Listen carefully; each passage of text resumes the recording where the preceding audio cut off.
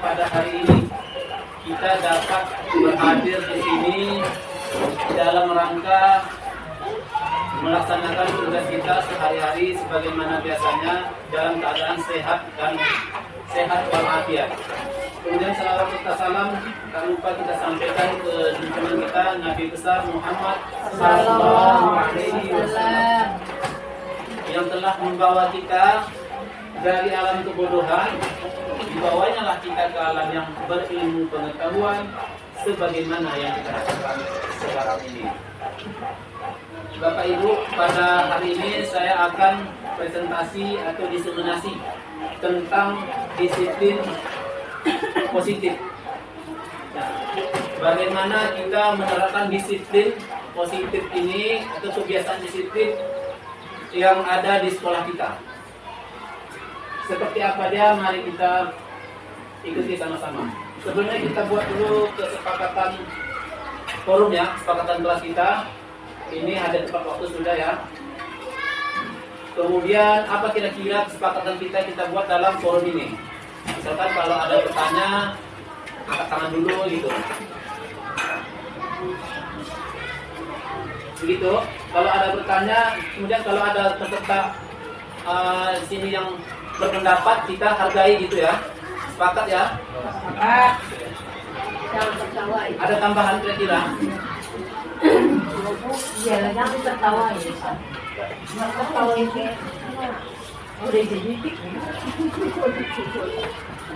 Ya, coba kita cermati dulu kalimat berikut. Sebelum materi pada sesi ini, marilah kita merefleksikan pengalaman Bapak atau Ibu terkait penerapan disiplin di sekolah kita. Ceritakanlah pengalaman pribadi Bapak Ibu tentang pelanggaran di sekolah, pelanggaran siswa ya, di mana Bapak atau Ibu sebagai guru atau sebagai kepala sekolah atau sebagai tendik, dan bagaimana harus menindaklanjutinya. Siapa yang kira-kira pernah menangani kasus atau mempunyai pengalaman dalam menangani pelanggaran-pelanggaran yang dilakukan oleh siswa? Apa kira-kira pelanggaran siswa yang pernah Bapak Ibu selesaikan? Nah, coba kita ini sekalian berdua ini kita sebagai sharing solusinya apa? Pasti semuanya pasti pernah mengalami. Bahkan kalau kita suruh ceritakan mungkin satu buku nggak cukup. Coba. Nah, Ibu Susi, pengalaman yang Ibu Susi pernah alami adalah mencoret dinding. Siswa mencoret dinding ya. Ketika siswa mencoret dinding, apa yang Ibu Susi lakukan? Kita panggil siswa tersebut. Kita panggil siswa tersebut. Kita tanya, kenapa dia mencoret dinding? Iya. Setelah Ibu tanya, apa selanjutnya? Kasih arahan, Pak. Arahannya. Apa yang dilakukan siswa terhadap arahan Ibu? Supaya tidak mengulanginya lagi. Dan apa Tanggapan siswa seperti apa, Bu? mengikuti arahan yang guru berikan. Oke, terima kasih Ibu Susi. Berarti Ibu Susi memberikan arahannya. Dan juga Nah, ada kira-kira dua orang lagi yang memberikan arahan. Ibu Nur. Kemarin saya ada menangani anak-anak yang memukul temannya. Memukul temannya. Sama seperti Bu Susi tadi, pertama sekali mereka dipanggil ke kantor, Ya. kemudian ditanya alasan, kemudian memberi gambaran sehingga mereka itu mengakui kesalahan. Setelah mengakui kesalahan, kemudian bermaaf-maaf. Apakah ada kira-kira hukuman yang Ibu berikan? Hukuman diberikan tidak ada, Pak, cuma memberikan kesadaran bahwasanya dia salah. Membangun kesadaran bahwa yang dilakukan itu salah. dan tidak lagi Satu lagi, Ibu Samsinur. Nah, pelanggaran siswa, pelanggaran disiplin apa yang pernah Ibu tangani? tidak mengerjakan PR. Tidak mengerjakan PR. Nah, ketika siswa tidak mengerjakan PR, apa yang Ibu lakukan? Memberi hukuman, Pak. Memberi hukuman. Ya. Langsung memberi hukuman atau Ibu ada tahapan yang sebelum memberikan hukuman? Menanyakan dulu, Pak. Menanyakan dulu. Kenapa PR tidak dikerjakan? Alasannya, kemudian memberikan kita tahu hukuman itu ya. Hukumannya apa itu? Hukumannya kadang-kadang berdiri, kadang-kadang apa? Diri, Membersihkan kamar mandi. membersihkan kamar mandi. Tidak ada hukuman fisik ya? Tidak ada Pak ya. Kalau suara kuat tapi fisik tidak ada. Suara begitu. Masih ada yang mau membagikan pengalamannya? Ini nanti ada juga ide-ide terbaru kita di sini bagaimana cara menangani masalah siswa. Mungkin selama ini Saya akan- coba. boleh.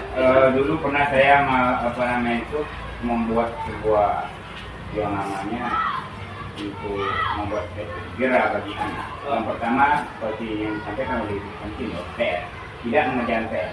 Kalau dulu saya membuat sebuah PR pekerjaan di rumah dan anak-anak kembali mengumpulkan pagi hari. Itu apabila tidak ada tanda tangan orang tua, saya tidak terima. Dengan alasan kenapa? Gitu. Alasannya itu mengajari atau mengingatkan secara nggak langsung bagaimana anak bisa kerjasama dengan orang tua atau orang tua secara nggak langsung bisa memperhatikan anaknya belajar di rumah. Dulu pernah ini Pak PR saya tidak ada yang namanya tanda tangan orang tua, saya bawa pulang. Jadi orang tuanya datang, saya kasih arahan, Bu, saya ini kalau nggak ada tanda tangan ibu atau bapak ataupun abangnya atau kakaknya, ini nggak saya terima. Kenapa? Anak-anak bisa sembarang aja mengerjakan PR. Artinya asal-asal dijawab. Kalau nggak diterima orang tua, jangan disalahkan nanti kami guru nggak memperhatikan anak ibu. Jadi saya kasih ganjaran. Kalau tidak memang membawa tanda tangan orang tua, anak PR anak tidak saya kumpulkan. Sebelum Bapak menyampaikan hal seperti itu, apakah ada langkah-langkah sebelum Bapak memberikan hukuman seperti minta tanda tangan orang tua tadi ya? Ya. Itu langkah-langkahnya. Yang pertama seperti ini ya. Yang pertama dulu supaya sebelum saya kasih soal, pertama dulu saya kasih tahu. Ini PR kerjakan di rumah, tidak boleh kerja di sekolah. Tuh, yang pertama. Yang kedua, PR apabila tidak ada tanda tangan orang tua, PR tidak Bapak nilai. Ya. Sebelumnya sudah pernah peringatan sebelum ini belum? Sudah peringatan. Tapi ini bukan yang pertama langsung diminta tanda tangan orang tua. Bukan. Yang itu kamera masih hidup kan? Coba cek. Masih Pak. Oke. Makan dulu. Nah, ini saya rangkum dulu ya. Institusi mencari dinding, bukan institusi mencari dinding ya. Anak yang ditangani institusi adalah mencari dinding, kemudian institusi panggil, kemudian setelah itu institusi memberikan arahan dan mereka berupaya ke depan tidak lagi mencoret dinding. Kemudian Ibu Nur tadi memanggilnya dulu, karena yang berantem kan, dipanggil dulu, kemudian tanya alasan, kemudian diberikan nasihat, kemudian disuruh bermaaf-maafan pada hari itu juga. Lalu Ibu Sansinur menangani kasus tidak mengerjakan PR. Itu sebelumnya Ibu Sansinur sudah menanyakannya dulu alasan dan segala macam, lalu terakhir Ibu berikan hukuman, bisa berdiri atau membersihkan halaman ataupun yang lain gitu kan. Kemudian Pak Irnan tidak mengerjakan PR dan sudah dipanggil, sudah dikasih peringatan, kemudian terakhir kita minta tanda tangan orang tuanya ketika anak itu diberikan PR. Ini untuk meningkatkan rasa disiplin anak. Nah, sebenarnya masih banyak lagi pelanggaran-pelanggaran siswa yang kalau kita cerita di sini mungkin nggak cukup waktu kita. Banyak sekali ragamnya. Apalagi kita sebagai guru kelas, itu luar biasa. Bahkan mungkin satu hari bisa sampai 10 kan pelanggaran yang akan kita hadapi. Begitu juga dengan saya. Banyak pelanggaran-pelanggaran yang saya temukan dari siswa di luar kelas. Kalau di kelas mungkin Bapak Ibu yang lebih tahu.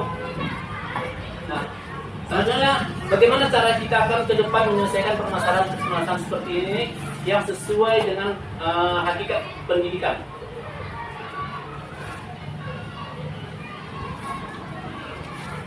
Nah, ini coba kita jawab lagi.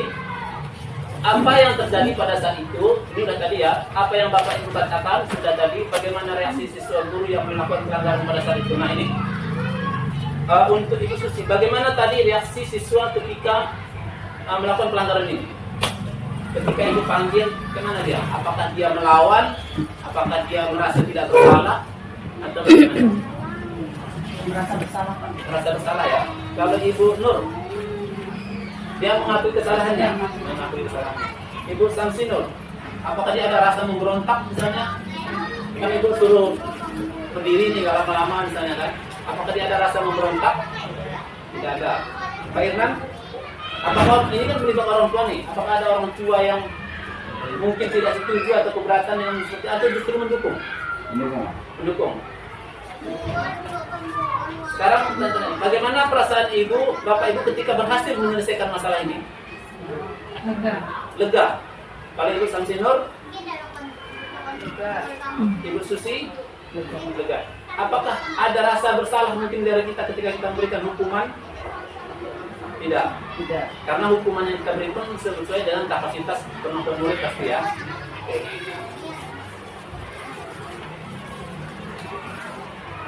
Nah ini ada sebuah analogi.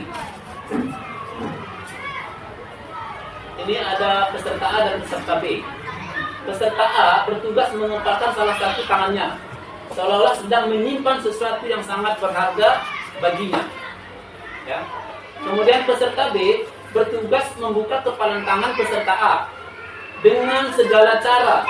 Misalnya dia membujuk atau menggelitik, gimana caranya lah dia lepas yang digenggam tadi, entah itu apapun itu.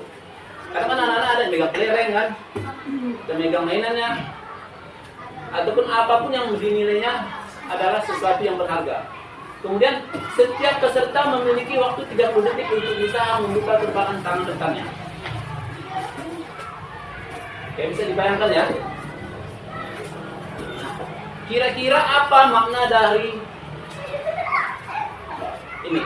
Kira-kira si A akan melepaskan genggamannya itu enggak? Membuka genggamannya itu karena itu sesuatu berharga bagi dirinya gitu. Walaupun dengan cara dibujuk, digelitik, ada enggak? Dia akan melepasnya.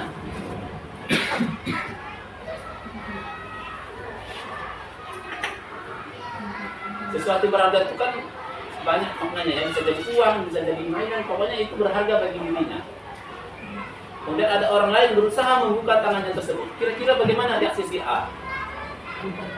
Mempertahankan. Dibujuk mungkin nggak terlalu ini ya, masih bisa dipertahankannya. Kalau menggelitik, masih bisa kira-kira dipertahankannya? Kemungkinan enggak, tapi pasti untuk titik terakhir gitu ya. Pasti dia kalau digelitik pasti gini atau berusaha tetap ya. Menggoda mungkin sama dengan membujuk ya. Kalau ditawari imbalan, berpikir itu ya. Nah, apa makna dari ini? Nah, maknanya begini. Setiap kita itu punya sesuatu yang berharga bagi kita. Oke? Sesuatu berharga itu akan kita lepaskan hanya dengan secara sukarela. Kecuali memang sangat terdesak. Nah, begitu juga dengan kita. Apa itu yang berharga tadi? Bisa jadi itu adalah motivasi kita.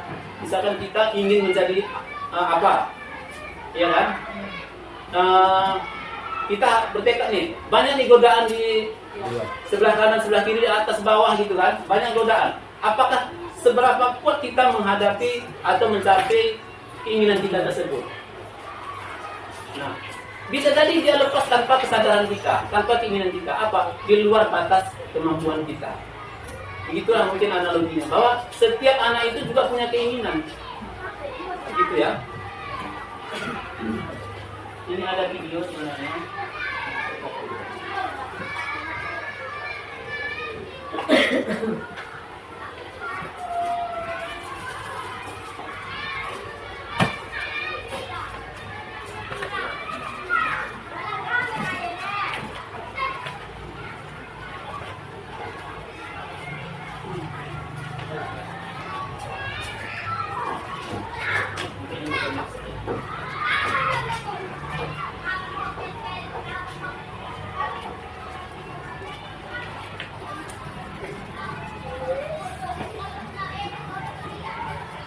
Oke, kita masuk langsung pada video yang sudah dibuka. Sama kalian yang sudah dibuka.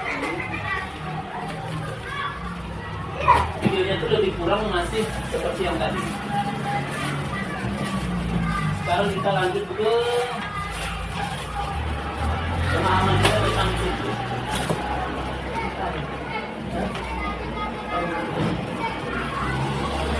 Kita masuk tentang konsep dasar disiplin positif. Ketika mendengar kata disiplin, ya, apa yang terlintas dalam pikiran kita? Bertanggung jawab. Bayangan kita disiplin itu apa gitu kan? Tata tertib. Ya, bertanggung jawab, tata tertib, peraturan. Ada lagi mengikuti aturan. Nah, itu yang kita terlintas ketika kita membayangkan sesuatu yang disiplin. Kata disiplin. Ini konsepnya. Segala sesuatu yang dilakukan seseorang pada orang lain untuk mendapatkan kepatuhan, seperti yang Bapak Ibu sampaikan tadi ya, kepatuhan terhadap aturan ataupun sebagai tanggung jawab. Nah, sekarang apakah ini ada pertanyaannya? Apakah disiplin itu hanya dapat dicapai dengan sebuah hukuman? Tidak. Kenapa kira-kira? Nah, kira-kira anak kita ini kan kalau hari Senin kan kita suruh pakai seragam lengkap.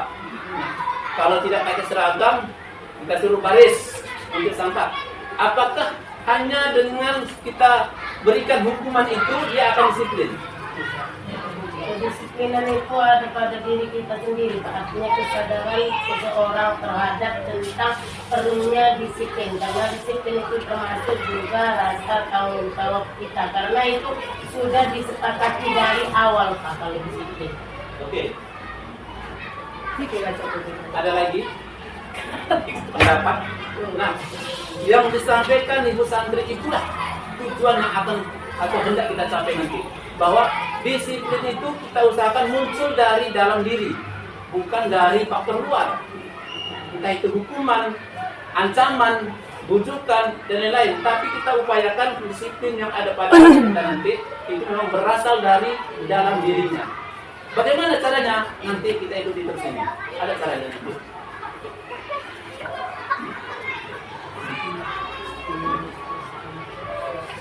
Nah, ini ada stimulus respon dan versus teori kontrol.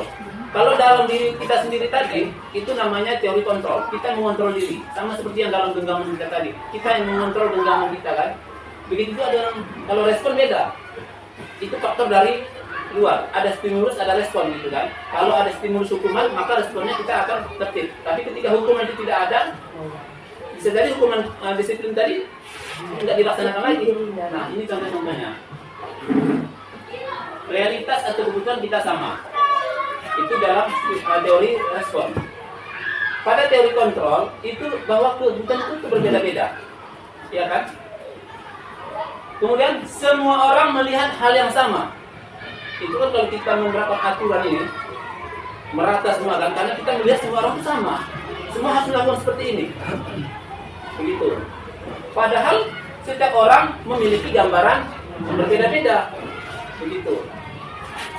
Kemudian kita mencoba mengubah orang agar berpandangan sama dengan kita.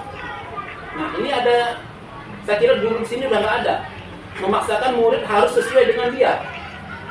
Nggak ada lagi saya perhatikan ya. Padahal kita berusaha memahami pandangan orang lain tentang dunia. Begitu. Kita sudah, kalau saya lihat sudah mengarah ke sini. Kita sudah berusaha memahami apa yang diinginkan oleh siswa kita. Kemudian pada teori respon, perilaku buruk dilihat sebagai suatu kesalahan. Ya kan? Perilaku sesuatu pelanggaran itu, kita langsung melihat itu sebagai kesalahan. Pada teori kontrol, semua perilaku itu memiliki tujuan. Misal, anak tadi berkelahi, ya kan? Kita langsung melihat itu salah. Tapi kalau kita ingin melihat lebih dalam lagi, sebenarnya dia ada tujuan. Apakah ingin menunjukkan dirinya hebat, atau yang keduanya ingin mempertahankan diri? Semuanya pasti memiliki tujuan.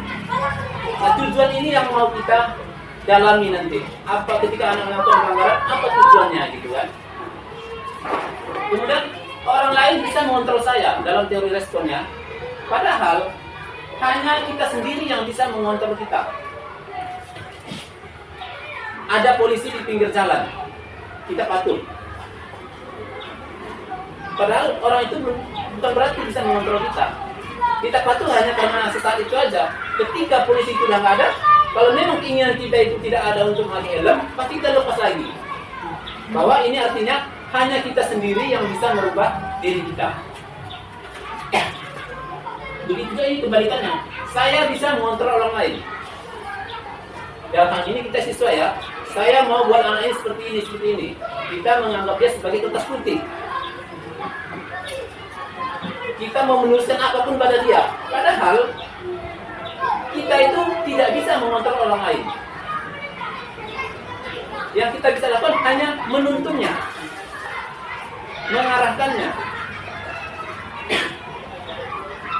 Kalau kita paksakan dengan mengontrol orang lain, itu hasil yang kita dapatkan pun bukan, itu hanya hasil angka, hanya hasil pada kertas. Kalau dirapot hanya dirapot, tapi esensinya tidak dapat. Kalau kita memaksakan siswa kita seperti apa yang kita inginkan. Kemudian pemaksaan ada saat rujukan gagal, ya kan? Kita memaksa murid atau orang lain karena kita gagal membujuknya.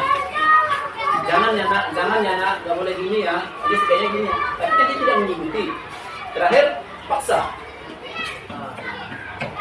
Pada teori kontrol, kolaborasi dan konsensus menciptakan pilihan-pilihan baru. Nah, pada teori ini ada kolaborasi antara kita dengan murid untuk menciptakan konsensus itu kesepakatan. Kesepakatan apa yang mau kita lakukan.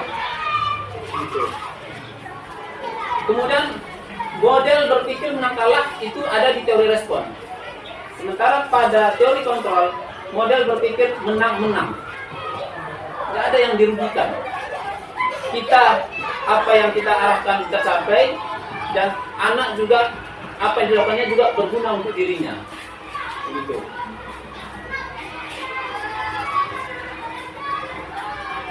Nah, ini tentang teori diri sendiri masih, yaitu memampukan peserta didik untuk memahami dan mengontrol setiap perilaku tindakan yang dilakukan agar senantiasa dilakukan dengan penuh kesadaran dan tanggung jawab, seperti yang disampaikan di samping tadi, sebagai bentuk menghormati diri sendiri dan orang lain di sekitarnya.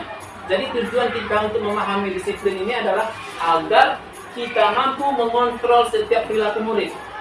Tapi bukan memaksa ya, mengontrol yang akan dilakukannya, tapi atas dasar kesadaran dirinya. Kita upayakan atas dasar kesadaran dirinya. Memang ini bukan sesuatu yang instan yang saya capai, ini butuh proses. Sebagai pendidik, tujuan kita adalah menciptakan anak-anak yang memiliki disiplin diri sehingga mereka bisa berperilaku dengan mengacu pada nilai-nilai kebajikan. Kebajikan universal dan memiliki motivasi intrinsik. Ya. Kebajikan universal itu yaitu nilai-nilai yang disepakati oleh semua orang. Jadi dia tidak memandang apa rasnya, apa agamanya, apa warna kulitnya. Contoh, empati. Itu nilai kebajikan pasti disepakati semua orang kan, apapun golongannya, apapun rasnya. Jujur, apakah ada ras atau agama yang mengatakan tidak jujur? Pasti semuanya setuju dengan sikap jujur. Itulah nilai-nilai kebajikan universal. Dan kita berupaya memunculkan motivasi intrinsik, motivasi dalam diri kita. Nah, kita ini yang berupaya untuk siswa kita ini bagaimana caranya dia mengikuti aturan tetapi atas kemauannya dia. Begitu juga dengan diri kita sendiri mungkin yang bisa kita jadikan refleksi. Apakah kita selama ini hanya karena takut sama kepala sekolah, hanya karena takut pada PNM, hanya karena takut kepada kepala dinas dan kepala unit pengawas dan segala lain, atau memang keinginan kita untuk berdedikasi kepada dunia pendidikan? Nah, ini yang bisa menjawab adalah Bapak Ibu semuanya. Termasuk saya pun sering merenung ini.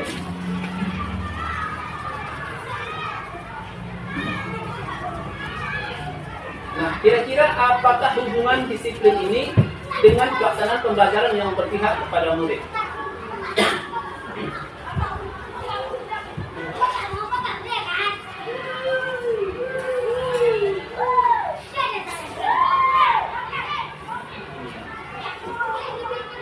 Kira-kira Bapak Ibu, apa apa hubungan disiplin itu kalau kita menerapkan disiplin kepada anak terhadap pembelajaran kita? Yang pasti kalau anak disiplin, otomatis pembelajaran berjalan dengan baik, lancar, ya kan? Tapi kalau anak tidak disiplin, habislah waktu kita situ aja itu. Ini masalahnya ini masalahnya lain lagi, ini masalahnya lain lagi. Oleh karena itu, kita memang diminta untuk berupaya membangun disiplin itu dari dalam diri anak, sehingga mereka tumbuh kesadaran bahwa ke sekolah ini bukan karena paksaan orang tua, bukan karena takut dimarahi guru, tetapi karena memang keinginan dia untuk mencari ilmu. Kalau sudah ada keinginan itu pada diri siswa kita, apapun tantangannya, justru dia yang akan mencari sendiri ilmunya. Kita nggak masuk dicarinya, kita cepat keluar ditanyanya. Itu indikator positif itu.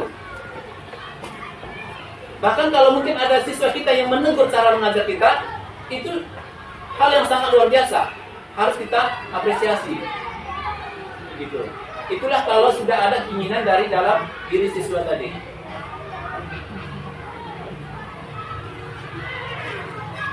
Tujuan dari disiplin seperti ini adalah memang untuk mewujudkan 6 dimensi profil pelajar Pancasila.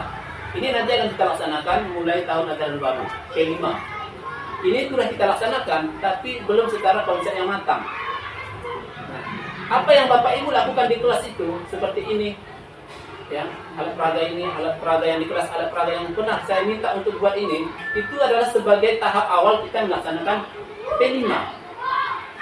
Kalau misalkan saya langsung minta kita terapkan P5, bingung. Apa P5 modulnya seperti ini, modul seperti ini. Tapi ini kita sudah melakukan tahapnya. Nah, dengan kita sudah menjalani, ternyata kita bisa. Tinggal kita menyusuri konsepnya di tahun ajaran baru. Di tahun ajaran baru nanti, P5 juga akan kita buat ke dalam roster. Begitu. Yang sudah kita lakukan ini adalah P5. Temanya apa? Temanya adalah gaya hidup berkelanjutan. Kalau saya sampaikan ini di awal, banyak pertanyaan kita nanti. Gaya hidup berkelanjutan. Paksa juga kita jelaskan tahapannya seperti apa. Biar kita jalani dulu, nanti tinggal kita menjalani apanya aja secara konsepnya. Yang kita lakukan ini sudah P5. Bagaimana kita mewujudkan siswa yang kreatif? Apakah di kegiatan-kegiatan ini kita tidak memancing kreativitas siswa? Pasti ada, ya kan? Mau bentuk rumahnya seperti apa kita buat, yang dari kardus ya. Mau warnanya seperti apa, itu kan kreativitas. Mau ukurannya seperti apa, kan tidak ada paksaan di situ kan. Mau dibuatnya seperti apa, tergantung kreativitas siswa. Beriman, bertakwa, berakhlak mulia, ini tentu. Kalau kita sudah mengedepankan nilai-nilai kejujuran di dalam membuat itu kan, nilai-nilai kesabaran itu kan mencerminkan nilai-nilai yang ada di dalam agama. Apalagi kita mulainya dengan membaca doa dan lain-lain. Kemudian mandiri. Bapak Ibu pasti ada yang sudah menyuruh anaknya yang membuat, ya kan? Membuat karya yang harusnya kita dipamerkan kemarin di panen hasil karya, yang memang belum sempat kita laksanakan untuk semester ini karena persiapan kita hanya 6 bulan, yang harusnya ini persiapannya setahun, sehingga kita pamerannya nanti hanya di kelas. Dalam membuat proses itu ada nggak kemandirian murid yang kita wujudkan? Ada kan? Bernalar kritis ini tentu ya. Ketika membuat itu ada nggak anak-anak ini bertanya, lemnya apa misalnya, ya kan? Motongnya pakai apa? Kalau potongnya pakai ini kan besar kali bu, katanya kan? Itu kan kritis. Ada, kalau dia pakai ini nggak bisa diguntingnya kecil kali. Kalau lemnya ini kan nggak lengket ini. Nah itu mewujudkan berpikir nalar kritis. Berikutnya berkebinekaan global. Ada nggak nilai-nilai kebersamaan yang kita bangun ketika kita menyusun hasil karya? Ada kan? Kan nggak mungkin semuanya itu sendiri-sendiri. Ada yang harus dibantu temannya. Nilai yang disebut dengan berkebinekaan global atau nilai-nilai kebersamaan. Nilai-nilai saling menghargai. Kemudian bergotong royong. Ini kerjasama kan? Seperti mirip dengan ini tadi. Bahwa membuat sesuatu itu tidak selalu bisa sendiri. Kita butuh orang lain.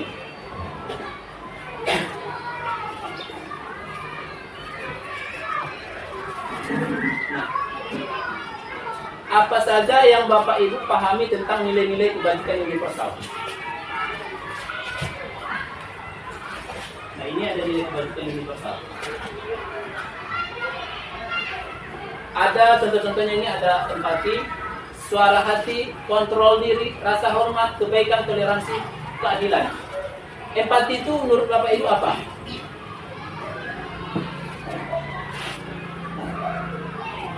Empati dengan simpati dia hampir sama, Pak. Tapi ada juga sedikit perbedaannya. Kalau simpati misalnya kan Pak, kita merasa apa yang dirasakan oleh kawan kita itu kita merasakan. Itu simpati. Kalau empati dia hampir sama juga prosesnya dengan simpati.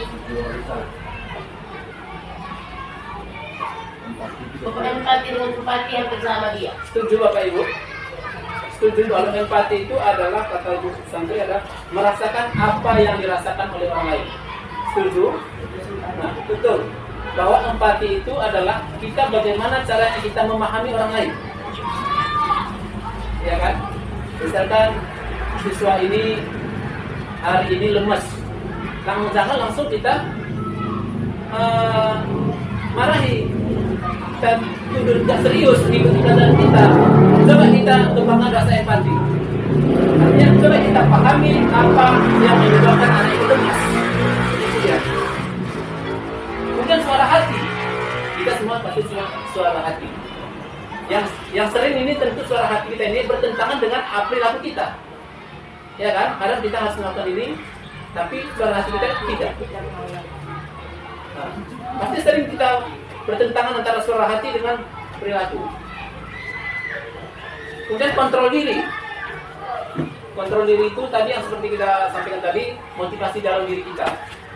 Kemudian rasa hormat, ini juga nilai kebajikan yang universal. Semuanya pasti pengen punya rasa hormat kan?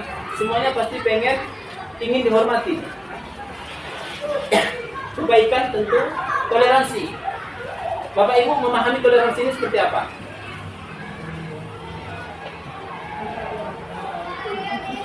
Apakah menghormati agama orang lain saja? Apakah hanya sebatas itu toleransi? Tidak kan? Kira-kira Bapak Ibu memahami toleransi ini seperti apa? Kalau Gimana Bu? Sikap menghargai. Sikap menghargai.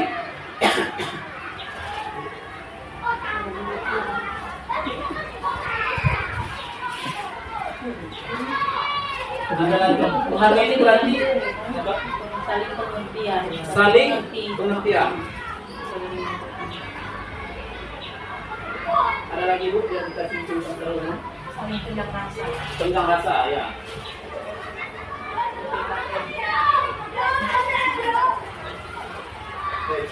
Toleransi itu seperti yang Bapak Ibu sampaikan tadi adalah sikap saling menghormati, saling menghargai, saling pengertian dan saling tenggang rasa.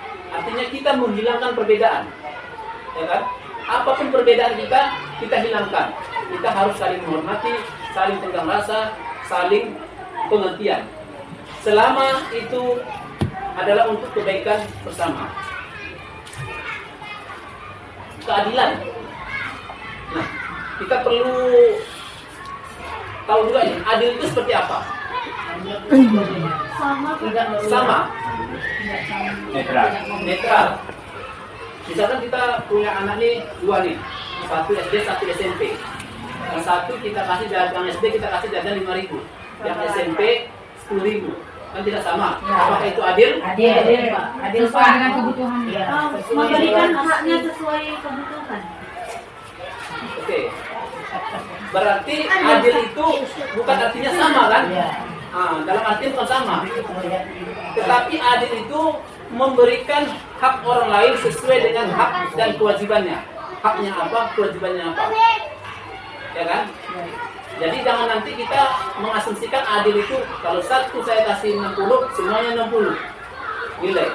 Kalau satu saya tambah 15, semuanya 15. Tapi harus sesuai dengan kemampuan atau hak dan kewajiban anak. Ini sudah dia berbuat banyak, tapi ini berbuat sedikit, kita kasih. Biar adil kita bilang kita kasih nilai yang sama. Tidak. Tapi sesuai dengan apa yang dilakukan ini. Gitu ya. Nah, di antara ini berapa itu? 7 ya. Manakah nilai kebajikan yang paling menarik bagi Bapak Ade? Empati tadi Pak. Empati. Kenapa Pak empati? Karena kita selaku manusia Pak, jadi kita punya rasa juga. Kita kadang-kadang sering ceritakan pada anak, saya dulu seperti ini ke sekolah seperti itu. Jadi perasaan anak dengan kita itu hampir sama. Betul. Bahwa apa yang mereka lakukan itu pernah kita lakukan. Dan kesalahan-kesalahan yang kita lakukan dulu Kita pernah jangan sampai dilakukan oleh anak kita, begitu ya. Ada Bapak Ibu yang selain empati, nilai kebajikan yang paling menarik bagi kita. Apakah toleransi ya, menghilangkan segala perbedaan dan kita saling menghormati, saling menghargai. Baik, terima kasih Bapak Ibu. Nah, adakah persamaan ini dengan sekolah yang sudah kita terapkan? Nilai-nilai kebajikan tadi, adakah yang sudah kita terapkan di sekolah? Itulah. Yang sudah Bapak Ibu kembangkan di kelas atau di luar kelas. Ada Pak, tiap hari. Mana yang paling sering Bapak Ibu kembangkan di kelas?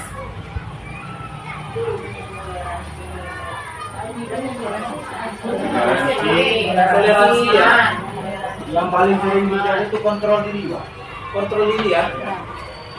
Karena gini Pak, kita menghadapi waktu itu. Ya, jadi begitu banyak wataknya manusia itu, jadi kadang-kadang menyulut kita emosi. Oh iya betul. Karena Bapak ini kan sudut pandang olahraga ini. Lapangan kan. Ya, jadi disitulah letak kontrol diri yang pertama dulu. Kontrol diri ya Pak ya. Yang empati tadi Itu yang paling utama Pak. paling utama. Berarti kira-kira semuanya ini justru sudah kita terapkan ini ya. Ya. Empati, suara hati, kontrol diri, rasa hormat, dan yang paling kita kedepankan adalah empati dan toleransi. Ya. Apalagi sekolah kita ini sekolah yang beragam, yang semua ya. Agama sini bermacam-macam, suku sini bermacam-macam, warna kulit sini bermacam-macam, bentuk rambut juga demikian dan lain-lainnya. Nah, ini pertanyaannya untuk Bapak Ibu juga lagi nih. Bagaimana agar nilai-nilai ini dapat dipahami dan diterapkan oleh peserta didik kita? Apakah melalui aturan tadi misalnya? Atau melalui hal lain? Aturan. Memberikan contoh. Iya, kita mencontohkan. Memberikan teladan. Apakah itu sudah kita terapkan? Sudah. Kita sudah punya aturan. Pasti semua kelas punya aturan. Cuman belum semua kelas menuliskan aturan. Ya kan? Nah, nanti ke depan semua kelas harapannya bisa menuliskan aturan. Aturan itu bukan aturannya apa ya, tapi aturan yang disepakati bersama. Saya pernah melakukan itu di kelas 4A. Sekarang kayaknya masih ada. 10 kesepakatan bersama. Itu bukan dari saya. Itu adalah dari siswa. Namun karena mungkin itu dulu saya yang buat sama siswa, itu dipatuhi ketika saya di situ kan. Ketika sudah berganti orang, mungkin kesepakatan itu tidak lagi kita tonjolkan lagi. Maksudnya ingatkan ke siswa, ini loh kesepakatan kita, ini loh kesepakatan kita. Ketika anak yang membuat kesalahan kan. Nah nanti Bapak Ibu dari kelas, begitu juga di guru mapel, harapannya bisa membuat kesepakatan bersama dengan siswa. Usahakan kesepakatan itu muncul dari mereka. Tugas kita membenarkan kalimatnya saja. Misal, hadir tuh tepat waktu. Jam berapa? Kita bilang jam 8 udah masuk kelas. Tanya orang lain. Sepakat? Ini kalian dah bilang. Tapi jangan juga kita biarkan melenceng. Hadir tuh jam 10. Sepakat kata orang. Itu kan tidak sesuai lagi dengan nilai-nilai kebajikan, ya kan? Nah kita yang tugasnya menuntun. Kasih alasan. Kalau mereka sepakat jam 10 misalnya kan, kasih alasan. Kenapa jam 10?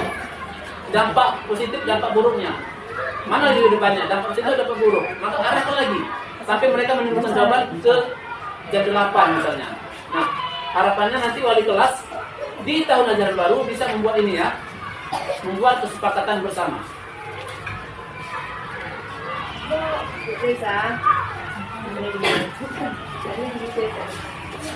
Nah, ini ada teori motivasi. Kenapa? Ada 3 bentuk teori motivasi. Itu ada menghindari ketidaknyamanan atau hukuman, ada untuk mendapatkan imbalan, dan ada juga untuk menjadi orang yang mereka inginkan. Ada 3. Kalau kita bagi jadi 2, intrinsik dan internal, intrinsik dan ekstrinsik. Yang 1 sama 2 ini adalah faktor dari luar, bukan dari dirinya. Yang harus kita tekankan di sini, yang harus kita tekankan kepada anak itu di poin 3, intrinsik. Memang keinginan dirinya atau menghargai diri sendiri. Karena kalau dia berbuat yang tidak baik, itu yang merugikan, misalnya merugikan orang lain, juga merugikan dirinya sebenarnya.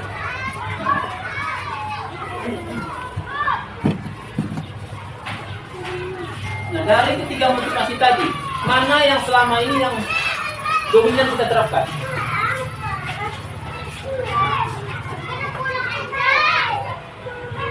Apakah karena kita memberikan ancaman hukuman? Masih. Nah, usahakan nanti anak mengikuti kita itu karena ada rasa kebersamaan, ada rasa kesepakatan kita tadi ya. Bukan karena ancaman-ancaman. Karena kalau kita buka nggak situ lagi pasti kembali lagi perilakunya.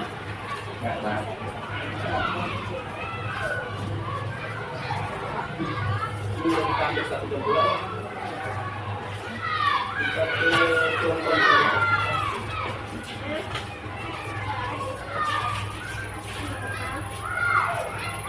Nah, ini ada 5 posisi kontrol yang sebaiknya kita pahami. Yang pertama itu penghukum, yang kedua pembuat rasa bersalah, yang ketiga teman, yang keempat pemantau, yang kelima manajer. Nah, nanti coba kita berikan analogi-analoginya. Mana kira-kira yang menurut Bapak Ibu yang terbaik yang saya lakukan? Penghukum. Contoh, misalkan ada anak berbuat salah, buang sampah sembarangan. Kita panggil, kita hukum dia. Atau penjara, atau bernyanyi, atau apapun. Oke. Apakah anak melakukannya? Iya. Tapi apakah anak akan tidak melakukannya lagi? Melakukan lagi kalau kita tidak ada. Pembuat rasa bersalah. Ini contohnya begini. Ada anak yang terlambat. Kita bilang, tuh nak, kamu tidak ikut malu saja. Ya kan? Kamu setiap hari datang terlambat. Malu itu sebagai guru kamu. Nah, ada nggak kemungkinan dalam diri itu bersalah? Kita membuat dia rasa bersalah. Nah, apa dampaknya bagi perasaannya? Apakah dia akan merasa bersedih? Bahkan kalau anak sekarang kan, generasi sekarang melo sekali loh perasaannya. Beda sama kita dulu. Mau kayak mana pun kita nggak ada dendam kan? Sekarang kalau kita seperti itu bisa jadi diingatnya itu. Untuk saya ini. Apalagi kita bawa merasa bersalah itu berasal dari dirinya. Aduh nak, kamu ini membuat orang tuamu malu saja. Tapi orang tua saya sudah malu, saya buat gitu ya kan? Kata ibu ini. Ada kemungkinan dia akan turun kontrol dirinya itu. Teman. Nah ini kita menganggap siswa itu adalah teman kita. Nah, sini dulu nak, duduk sini. Cerita kita. Nah, apa masalah ini, segala macam. Nah, kira-kira efektif nggak ini kita lakukan? Bisa jadi efektif, bisa jadi tidak. Yang tidaknya itu bisa jadi nanti anak tidak menghargai kita, karena kita teman kan. Nah, bisa jadi di luar panggilnya kita bro, iya kan? Bos katanya, karena kita gurunya. Nah, pemantau ini kita misalnya gini, hari ini dia terlambat 15 menit, besok 10 menit, besoknya 15 menit, kita teratur terus nih. Ketika kita panggil dia, kita bacakan semua kesalahannya. Tanggal sekian kamu terlambat, tanggal sekian kasih hukuman. Itu pemantau. Nah, manajerial ini kita berusaha memanage kesalahannya. Misal anak naik pagar, datangi dia, tanya kenapa naik pagar, tanya apakah itu baik atau tidak. Kalau dia misalkan tidak baik, apa rencana dia? Nah, ada 3 hal ini yang kita tanyakan minimal ya. Kenapa dia melakukan? Nilainya seperti apa? Kemudian apa yang rencana dia? Kita hanya bertanya. solusi muncul dari dia. Kira-kira dari kelima ini, mana yang menurut Bapak Ibu yang baik dilakukan? Kalau efektif mungkin sesuai keadaannya. Yang paling baik untuk diterapkan dalam menerapkan disiplin. Manajer.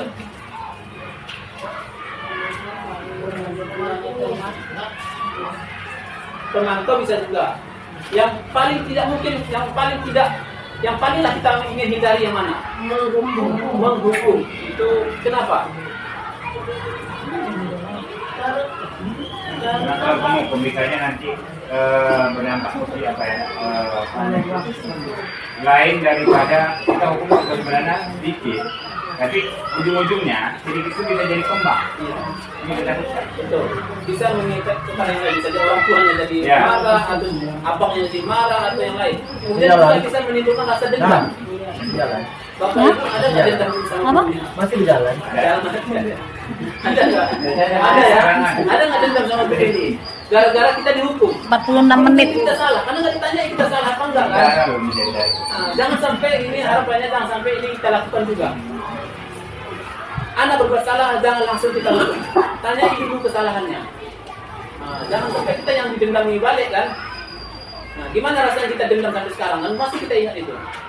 Saya sampai sekarang masih dendam sama tersebut. Ah, itu berapa Pak? Hah? Kenapa Pak? Lagi pacara itu. Tiba-tiba ada yang cari kita. Nah,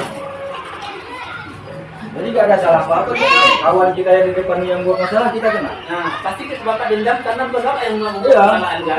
Itulah yang harus kita hindari. Jangan sampai kita Makanya jangan dekat-dekat orang jahat.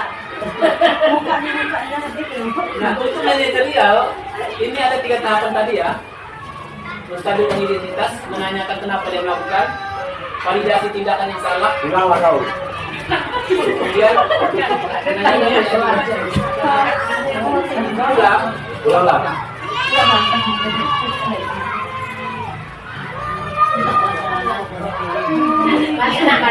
ini sudah ya. Kesimpulannya, disiplin positif, guru berproses sebagai pemantau manajer. Nggak ada. Dihancurkan ya. Yang didasari pada nilai kebatikan universal, bukan ancaman ataupun hukuman. Restitusi tadi harus kita kedepankan. Restitusi harus kita kedepankan. Apalagi anak kelas 5-6, saya kira sudah bisa menemukan solusinya. Saya sering menanyai, termasuk yang mencatat meja kemarin kan, dipanggil sama Pak Asrul sini. Nah ini kayaknya langsung saya praktek nih, saya pikir kemarin. Tanya alasannya apa? Ternyata memang karena seru-seruan, yang kedua tidak ada gurunya. Apakah saya harus menyalahkan mereka? Nah, nggak boleh saya harus langsung menyalahkan mereka, karena seru-seruan tidak ada gurunya. Nah, kemudian tanya lagi, apakah itu benar atau tidak? Dan mereka kemarin semua sepakat tidak. Apakah mau tanggung jawab atau tidak? Mau katanya. Apa solusi kalian tanggung jawabnya? Gotong royong mengganti tripek. Alhamdulillah hari ini sudah terkumpul uangnya untuk mengganti tripek. Dan mereka sendiri yang sampaikan, kami jangan kumpul duit aja Pak, karena kami nggak bisa belinya. Karena kalau kita suruh beli kerja, memang mungkin nggak bisa mampu. Jadi kami kumpul sama Bapak, itu anak kelas 4 sudah bisa menemukan solusinya. Apalagi kelas 5 dan kelas 6. Nah, ke depan harapannya kita demikian ya. Bapak Ibu, boleh saya minta 2 orang untuk menyimpulkan dari persepsi Bapak Ibu, dari yang kita pahami sama-sama hari ini.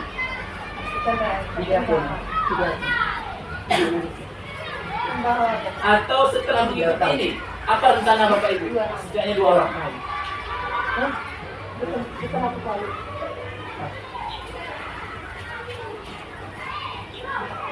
Coba disuruh. Nah, tadi kita sudah paham, sudah kita bahas tentang 5 posisi kontrol disiplin. Apa rencana Ibu setelah memahami ini? Memberikan kesadaran pada anak untuk bisa disiplin dari diri sendiri Pak. sampai kesadaran anak. Oke, terima kasih Bu Surya. Intinya membangun kesadaran anak. Yang satu lagi saya minta Ibu Yanti.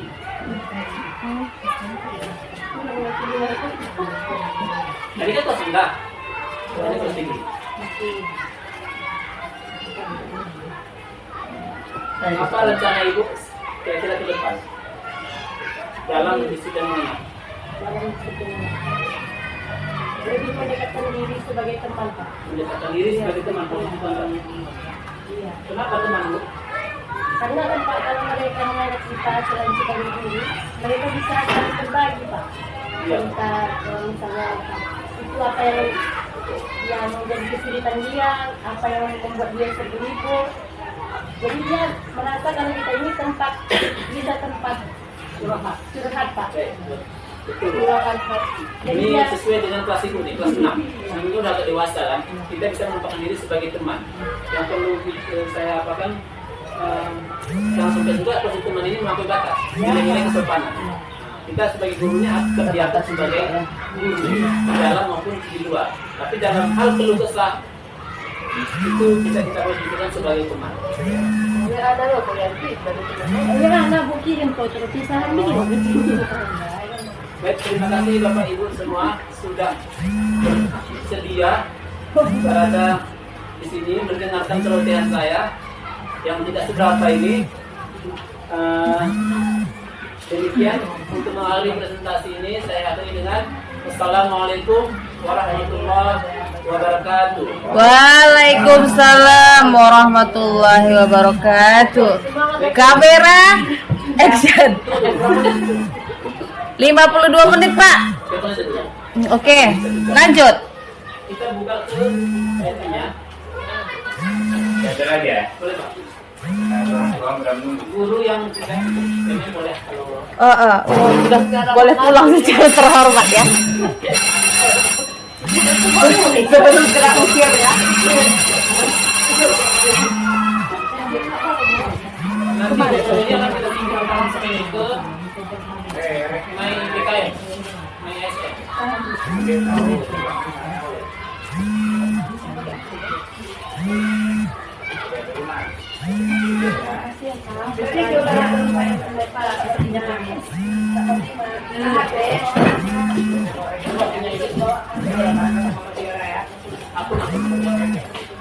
Kita bikin sama diselok. Biar buat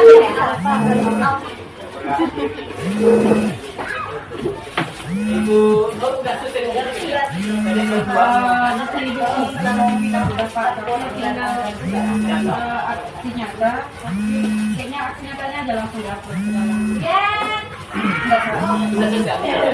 Ini lagi, maksudnya tinggal buat Slide. Oke. iya. Boleh.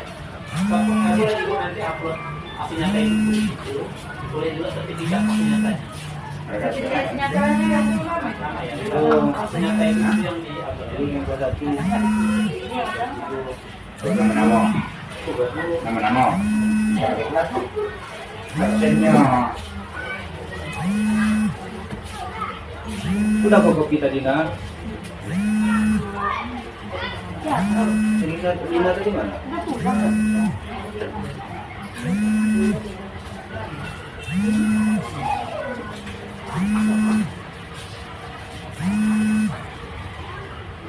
Ini yang hadir sini yang itu berapa orang? 1, 2, 3, 4.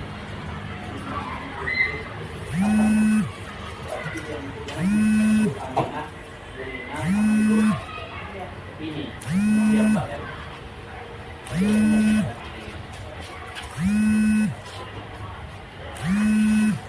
Ini kita buka punya 10 kilo ya.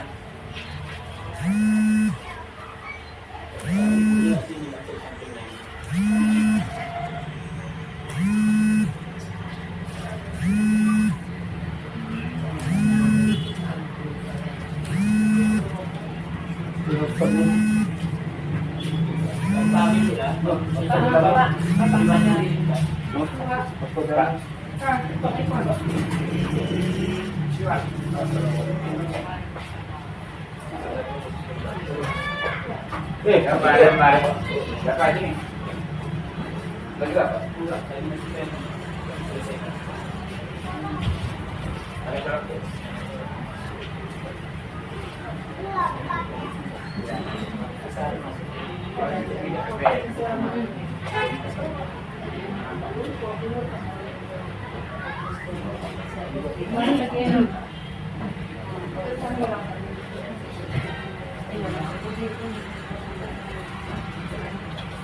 Itu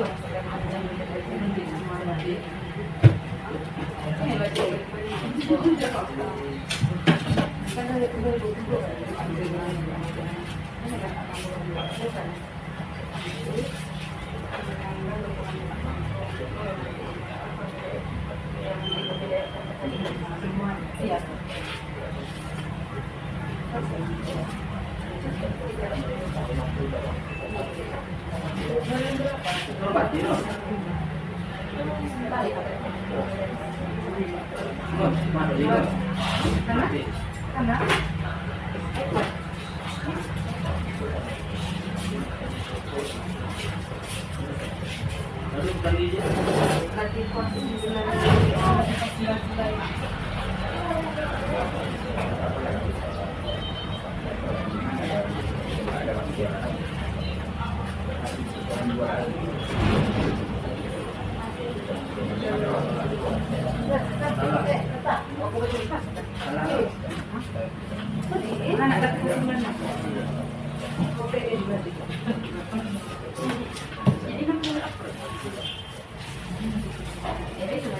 Permisi Bu ya.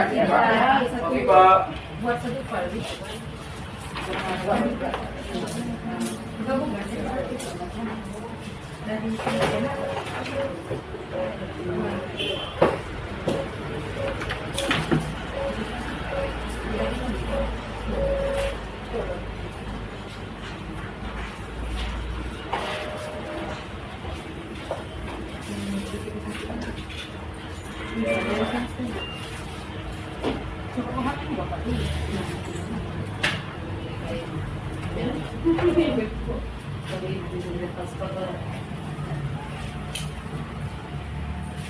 Undang-undang.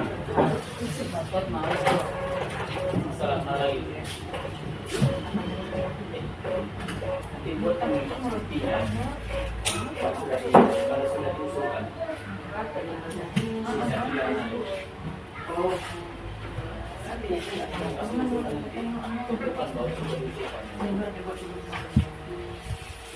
Wah,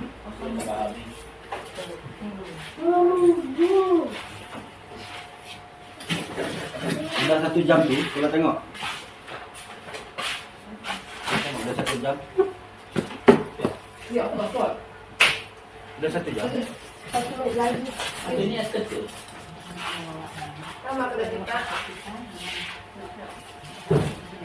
Jangan pulang.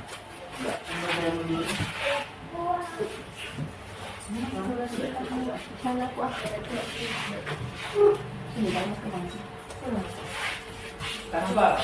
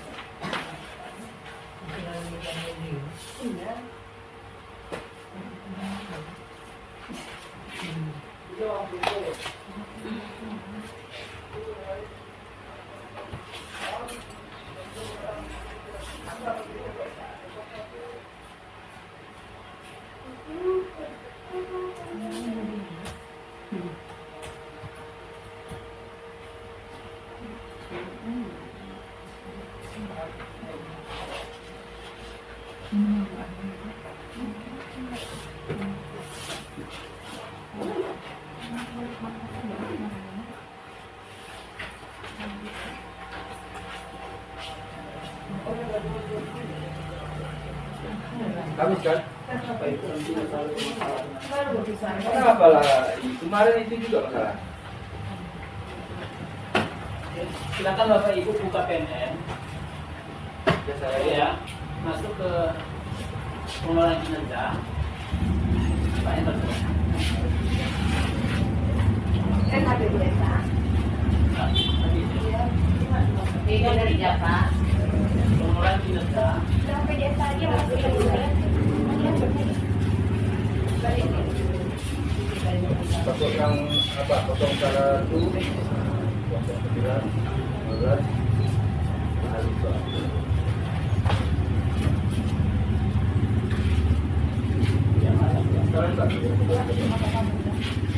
Kurang beda.